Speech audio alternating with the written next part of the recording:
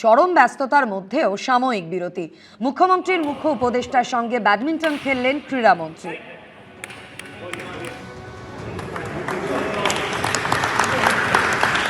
Shuttlecock আর badminton হাতে সুব্রত গুপ্ত এবং Indranil Khan বানতলায় badminton একাডেমিতে খেললেন দুজন। কখনো প্রতিদ্বন্দ্বী, আবার কখনো খেললেন জুটি বেঁধে।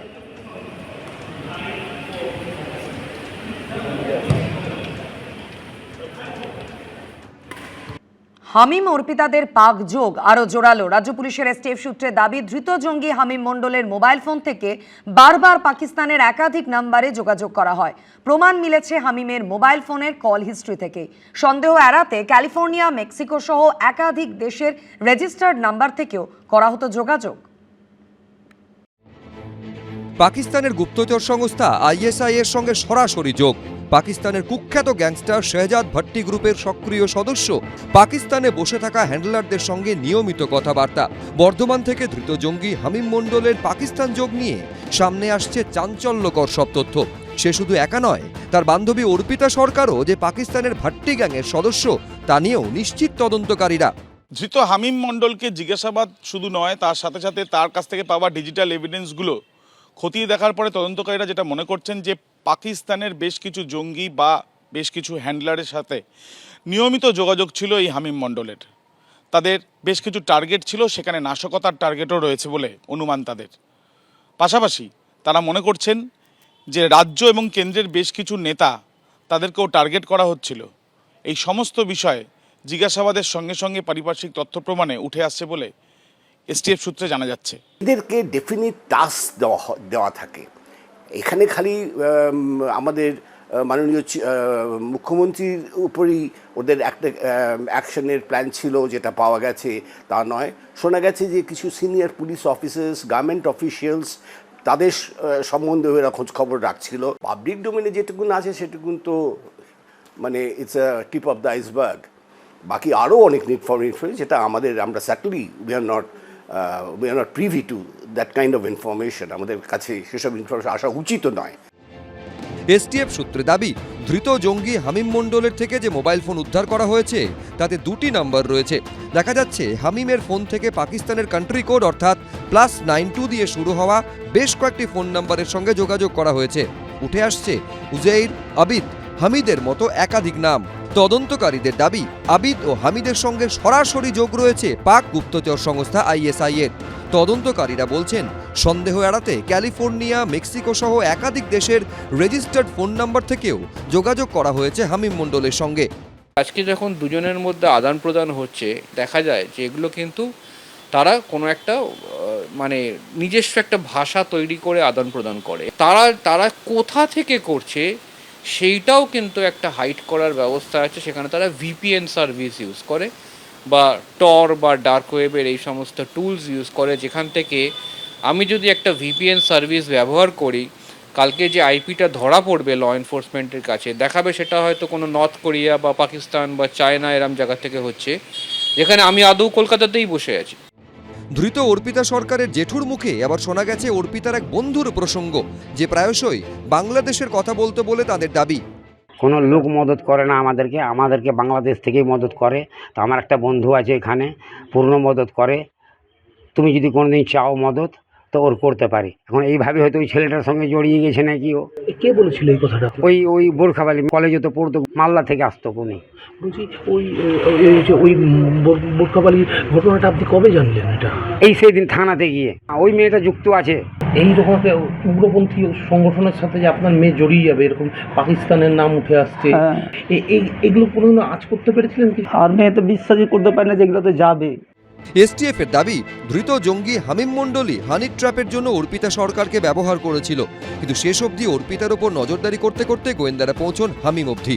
সোমক লাহিড়ী, আবির দত্ত, সৌমিত্র রায়, এবিপি আনন্দ। জঙ্গি নেটওয়ার্কে তরুণ প্রজন্মকে টানতে হাতিয়ার হিসেবে ব্যবহার করা হচ্ছে সোশ্যাল মিডিয়া। ধৃত জঙ্গি হামিম মণ্ডল এবং তার বান্ধবী অর্পিতা সরকারের সূত্রে উঠে আসছে এমনই চাঞ্চল্যকর তথ্য। রাজ্য পুলিশের এসটিএফ সূত্রে দাবি, ইংরেজি অনার্সের ছাত্রী অর্পিতা সরকারকে মোটা টাকার টোপ দিয়ে ব্যবহার করা হয়েছিল হানি ট্র্যাপে। কোনো ভিডিওতে তাকে দেখা যাচ্ছে ঝড়ের গতিতে রয়্যাল এনফিল্ড ছোটাতে, কোনো ভিডিওতে স্লো মোশনে হেঁটে যেতে, কোনো ছবিতে দেখা যাচ্ছে দামি ক্যামেরা হাতে। ধৃত জঙ্গি হামিম মণ্ডলের বান্ধবী অর্পিতা সরকারের ইনস্টাগ্রাম প্রোফাইল জুড়ে রয়েছে এমনই সব ছবি আর ভিডিও যা দেখলে চোখ আটকে যেতে বাধ্য। কিন্তু একবার চোখ আটকালেই ছিল বিপদ, কারণ এসটিএফ সূত্রে দাবি ইনস্টাগ্রামে নিজের প্রোফাইল এবং আরও কয়েকটি ফেক প্রোফাইল ব্যবহার করে তরুণ তরুণীদের আকৃষ্ট করত অর্পিতা সরকার। তারপর তাদের মগজ ধোলাই করে নিয়োগ করত শাহজাদ ভাট্টির জঙ্গি নেটওয়ার্কে। চ্যানেলের সঙ্গে সমস্যা আছে, যেটা হলো টেলিগ্রাম চ্যানেল, এবং বেশ কিছু চ্যানেল যেখানে মোবাইল নাম্বার ছাড়াই চ্যাট করা যায়, সেটা আরেক বিপত্তি। কেননা মোবাইল নাম্বারটা যদি ট্র্যাক করা যায় তাহলে অ্যাটলিস্ট সেখান থেকে একটা কেওয়াইসি দিয়ে বার করা যায়। গোয়েন্দা সূত্রে দাবি সোশ্যাল মিডিয়ার মাধ্যমে পাক হ্যান্ডলারদের সঙ্গে যোগাযোগ রাখত অর্পিতা সরকার। তার উপর নজরদারি চালাতে গিয়ে বর্ধমানের হামিম মণ্ডলের খোঁজ মেলে। গ্রেপ্তার হওয়া অর্পিতার জেঠু জানিয়েছেন 29 তারিখ বুধবার বেলা 9:30টার সময় তাদের এই বাড়িতেই পুলিশ আসে। সেই সময় অর্পিতা কলেজ যাওয়ার জন্য প্রস্তুতি নিচ্ছিল। তৃতীয় দিন আবার যাচ্ছে ও, তা করতে করতেই ওই বাঙ্গাল পুলিশের গাড়ি আর বর্ধমানের এসটিএফ ফোর্স ছিলেন ওরে থানার থেকে 1.5 কিলোমিটার পিছনে 31 তারিখে। অর্পিতার বাড়ি ঝাড়খণ্ডে। বছর 5 আগে মা মারা গেছেন, দিদির বিয়ে হয়ে গেছে। অর্পিতা নিজে ইংরেজি স্নাতকের ছাত্রী, কিন্তু সে এই জঙ্গি নেটওয়ার্কে জড়ালো কি করে? মেয়েটার বান্ধবী ছিল, ও বলছিল মালদা ডিস্ট্রিক্টের আছে। মেয়েটা বলেছিল যে কি জানো অর্পিতা, আমাদের উপরে অত্যাচার হয়, বোরখা পরে যায়। কি করে কি হলো ওটা আমি বলতে পারবো না। এই ছেলেটা আমার বোনকে ব্যবহার করেছে। ছেলেটা ময়া জালে হয়তো কথাতে বন্ধুত্বে ওকে ফাঁসিয়ে নিয়েছে। গোয়েন্দা সূত্রে দাবি এখনো অবধি তদন্তে অনুমান জঙ্গি নেটওয়ার্কের রিক্রুটমেন্টের দায়িত্ব ছিল ধৃত জঙ্গি হামিম ও তার বান্ধবী অর্পিতার। সেই জন্যই নজর কাড়ার মতো ছবি ও ভিডিও পোস্ট করত সে। এই যে টুকরে টুকরে গ্যাং, এই যে উমর খালিদ, নিট পরীক্ষার সঙ্গে তার কি সম্পর্ক? এই জঙ্গি নেতার ইয়াছিন মল্লিক, সে কে? তার সঙ্গে নিট পরীক্ষার সম্পর্কটা কি? তার মুক্তির দাবি করছে। টুকরে টুকরে গ্যাং, এই ভারত বিরোধী রাষ্ট্রবিরোধী শক্তি, ভারতীয়ত্ব বোধ আরও জাগ্রত করতে হবে, এবং আমরা সকলে যারা ভারতীয়, ভারতের ক্ষতি কেউ করতে না পারে তার জন্য সচেষ্ট হতে হবে, তৈরি থাকতে হবে। এরা একাধিক স্টেটে এদের কমিউনিকেশন রয়েছে, মুভমেন্ট রয়েছে বলে জানা যাচ্ছে। কিভাবে করছে তারা সেটা তো দেখতে হবে, আর সেটা কারা দেখবে? সেটা তো কেন্দ্রীয় সরকারের স্বরাষ্ট্র মন্ত্রক, তো তাদের এটা জুরিসডিকশন, তারা এটা পুরোপুরি তারা দেখবে, রাজ্যগুলিকে অ্যালার্ট করবে। এ রাজ্য থেকেও কি কাউকে রিক্রুট করেছিল হামিম অর্পিতারা? তারা এখন কোথায় সেই খোঁজ চালাচ্ছেন গোয়েন্দারা। আমির দত্ত, সোমক লাহিড়ী, সন্দীপ সরকার, এবিপি আনন্দ। এসটিএফ এর জালে ধরা পড়েছেন জঙ্গি হামিম মণ্ডল। আর এবার এই হামিমেরই একটি দোকানের হদিশ মিলল হাওড়ার পিলখানায়। তবে প্রিন্টিং এর আড়ালে ঠিক কি চলতো এই দোকানে?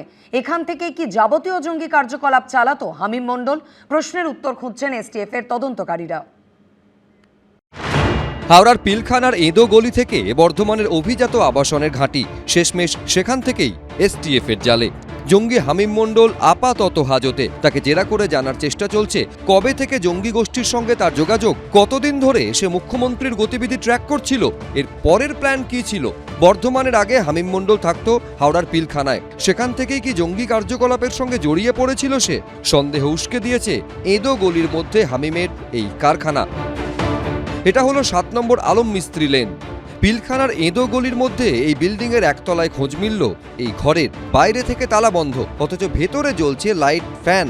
এসটিএফ সূত্রে দাবি এই ঘরটিকে কারখানা হিসেবে ব্যবহার করত জঙ্গি হামিম। ভেতরে চলতো পোশাকের barcode printing, scanner, label solution, tag বানানোর কাজ।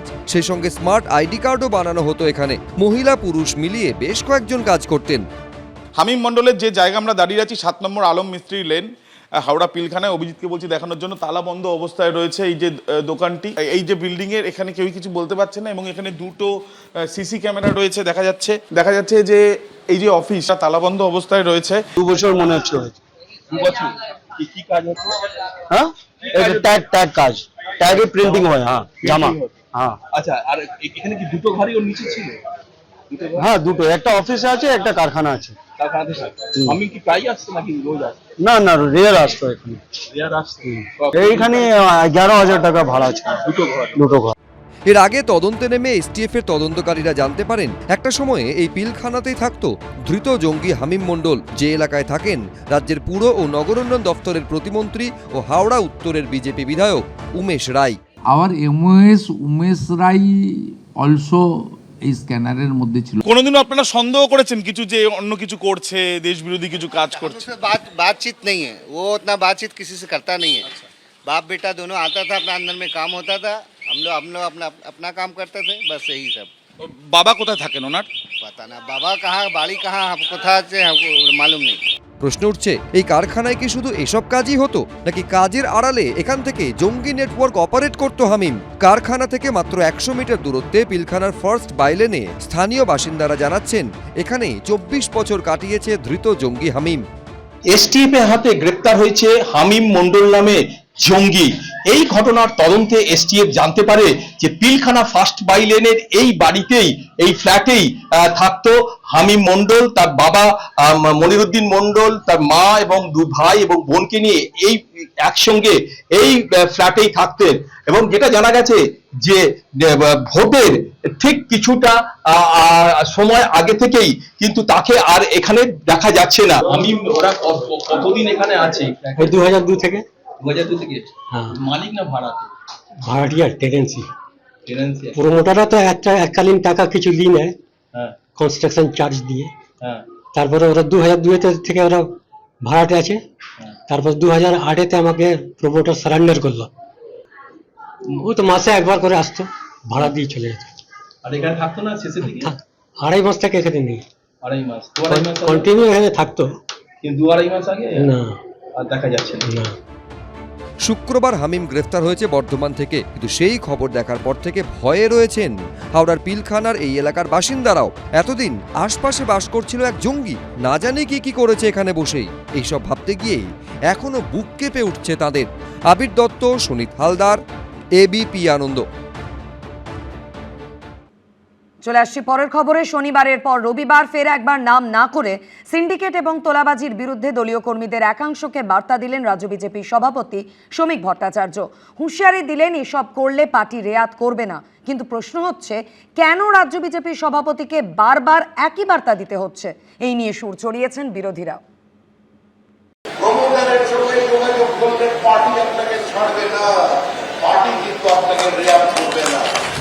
দুর্নীতি, সিন্ডিকেট, তোলাবাজি, কাটমানি, পর্যবেক্ষকদের মতে এসবের লাগাম ছাড়া বারবারন্ত থেকে মুক্তি পেতেই রাজ্যে পরিবর্তন করেছে পশ্চিমবঙ্গবাসী। কিন্তু বিজেপি সরকার আসার পরেও কি সেই ছবিটা পাল্টায়নি?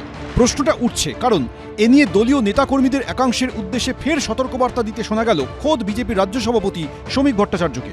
পুলিশই হোক আর সে বিজেপির কোনো নেতাই হোক, কাউকে প্রোটেকশন দিতে গেলে আর মিউনিসিপ্যালিটি অফিসে যাতায়াত বাড়িয়ে দিলে পার্টি তার বিরুদ্ধে ব্যবস্থা নেবে। যা করবে সরকার করবে। এটা প্রথমবার নয়, শনিবারও এক অনুষ্ঠান থেকেও তার গলায় শোনা গিয়েছিল কার্যত একই সুর। এখন যে কোনো জায়গায় কোম্পানি খুলতে গেলে আপনি নিজেই নিজের ইট কিনতে পারবেন, সিমেন্ট কিনতে পারবেন, বালি কিনতে পারবেন। কেউ যদি যায়, ফোন করার ব্যবস্থা আছে, ফোন করবেন, দেখবেন হয় সে সেখান থেকে চলে গেছে, না হলে লকআপের ভিতরে ঢুকে গেছে। এই ব্যবস্থা আমরা অন্তত করতে পেরেছি, কিন্তু সর্বত্র করতে পারা গেছে এটা এ কথা বললে মিথ্যাচার করা হবে, করতে পারিনি।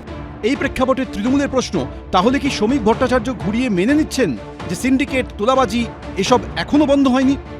শ্রমিক ভট্টাচার্য রাজ্য সভাপতি, একটা দলের রাজ্য সভাপতিকে দলটা 2 মাস হয়েছে সরকারে এসছে বলতে হচ্ছে যে এইভাবে তোলাবাজি চলবে না।